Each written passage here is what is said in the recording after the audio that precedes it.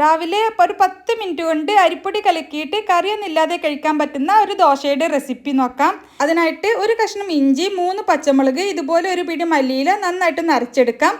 ഇനി ഒരു കപ്പ് അരിപ്പൊടി ഒരു ബൗളിലേക്ക് എടുത്തിട്ടുണ്ട്. ഇതിലേക്ക് അരച്ചെടുത്തിട്ടുള്ള പേസ്റ്റ് ചേർത്ത് കൊടുക്കാം. പിന്നെ ഒരു അരക്കപ്പിനടുത്ത് ചിരുവിയ തേങ്ങ, ആവശ്യത്തിന് ഉപ്പും, പിന്നെ അരച്ചെടുത്ത മിക്സി ജാറിലേക്ക് കുറച്ച് വെള്ളം ഒഴിച്ചിട്ട് അതുകൂടി തിരിച്ചൊഴിച്ചിട്ടുണ്ട്. ഇനി ഇതെല്ലാം കൂടി കട്ടയൊന്നുമില്ലാതെ നന്നായിട്ട് മിക്സാക്കി എടുക്കണം.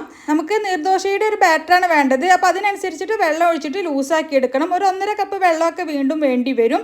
ഇനി ചൂടായിട്ടുള്ള തവയിൽ നന്നായിട്ട് ഓയിൽ ബ്രഷ് ചെയ്യുക. അതിലേക്ക് കനം കുറച്ച് തന്നെ ദോശമാവ് ഒഴിച്ചു കൊടുക്കാം. എന്നിട്ട് കുറച്ച് സമയം ഒന്ന് അടച്ച് വെക്കുക. പിന്നെ തുറന്നിട്ട് കുറച്ച് സമയം കൂടി വെച്ചതിന് ശേഷം നമുക്ക് ദോശ പാനിൽ നിന്നും മാറ്റാം. ഇതുപോലെ തന്നെ നമുക്ക് ബാക്കിയുള്ള ദോശകളെല്ലാം ചുട്ടെടുക്കാം. നമുക്ക് നല്ല ചൂട് കട്ടൻ്റെ കൂടെ കറിയൊന്നുമില്ലാതെ തന്നെ കഴിക്കാൻ തന്നെ നല്ല ടേസ്റ്റാണ്.